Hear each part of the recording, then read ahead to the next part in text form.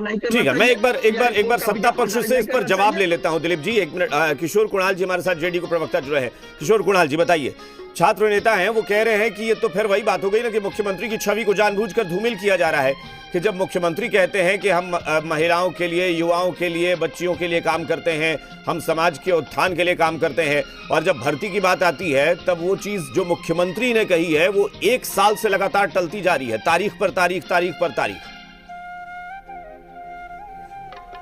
बिल्कुल अभिषेक जी, मैं सुन रहा था, छात्र नेता दिलीप जी को भी सुन रहे थे और प्रमोद भाई को भी सुन रहे थे, जो प्रतिपक्ष के नेता हैं, विपक्ष के नेता हैं। मैं दोनों को सुना। और देखिए, विपक्ष के नेता प्रमोद जी कह रहे हैं कि ये दिक्कत है, वो दिक्कत है, और काफ़ी चिंता जाहिर कर रहे हैं। ये उसी दल को प्रतिनिधित्व कर रहे हैं जिस दल के मुखिया ने कहा था कि चुनाव में हम हर घर को सरकारी नौकरी देंगे।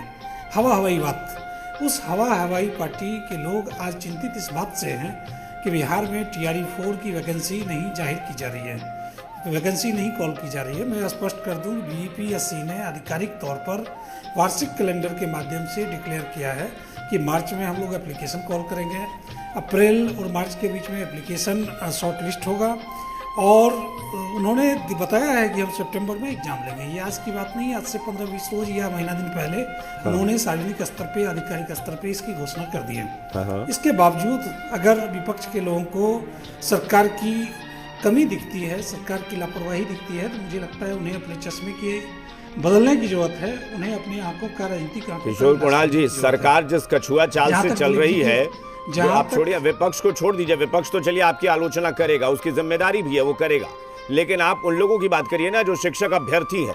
जब 1 साल से वो सरकार की ये कछुआ चाल देख रहे हैं कि सरकार अपनी डेडलाइन से बार बार मिस कर रही है, मुकर रही है, तो फिर कैसे विश्वास होगा?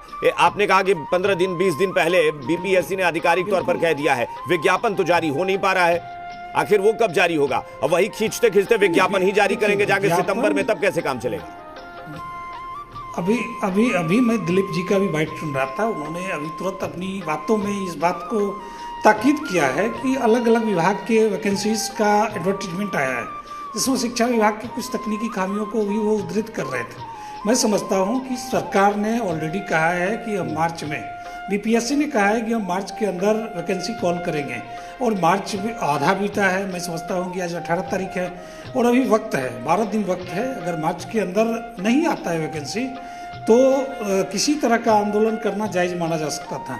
लेकिन वही दिलीप बाबू, जो काफ़ी एक्टिव हैं, लगातार छात्र हित में बात करते हैं, कभी कभार चुनाव भी लड़ लेते हैं, कभी निर्दलीय लड़ लेते हैं, कभी शिक्षक स्नातक से लड़ने का प्रयास करते हैं, स्नातक निर्वाचन से लड़ने का प्रयास करते हैं, तो वो मल्टीफेरियस, मल्टी डायमेंशनल एक्टिविटीज़ में इन्वॉल्व है। राजद के मित्र हमारे हैं बैठे हुए, इन्हीं के भोला यादव के नेस्ट में बहादुरगंज से चुनाव भी लड़ते हैं, बहादुरपुर से। तो इसमें गलत क्या? अलग अलग भूमिका है, इसमें गलत क्या है?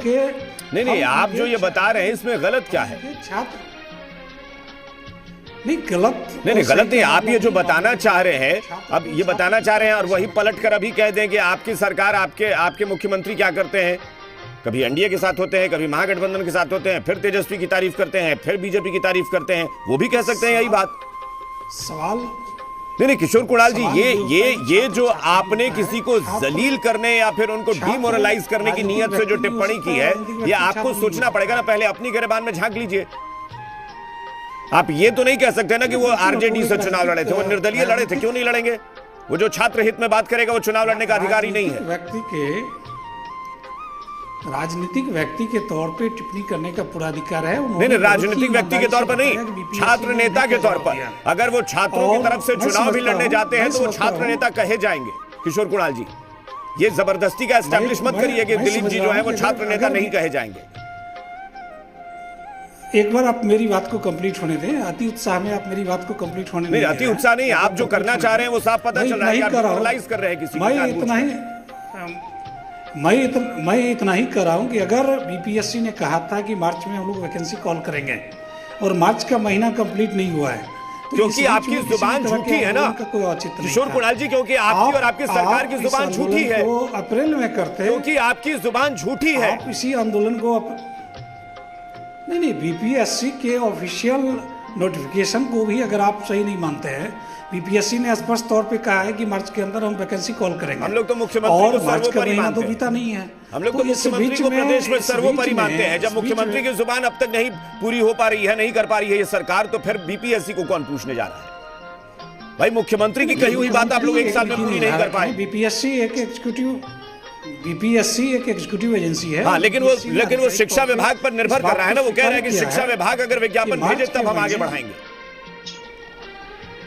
नहीं तो क्या मार्च का महीना बीत गया क्या? इस बात को भी तो देखना बीत तो एक साल पूरा गया है। और आप चौथा स्तंभ हैं, आप मीडिया। किशोर कुणाल जी, एक साल बीत गए हैं, आप कितना धैर्य की परीक्षा लेंगे लोगों की? नहीं, लास्ट जो सरकार चलिए भाई, लास्ट पे ही आप रहिए। प्रमोद सिन्हा जी, अब छोटा रिएक्शन जल्दी से। प्रमोद सिन्हा जी, वो डेडलाइन अगर कंप्लीट हो गया है तो बताओ। आपकी सारी डेडलाइन फेल है। जब 10 डेडलाइन आप फेल कर सकते हैं तो मार्च भी कर देंगे, कौन इंतजार करे?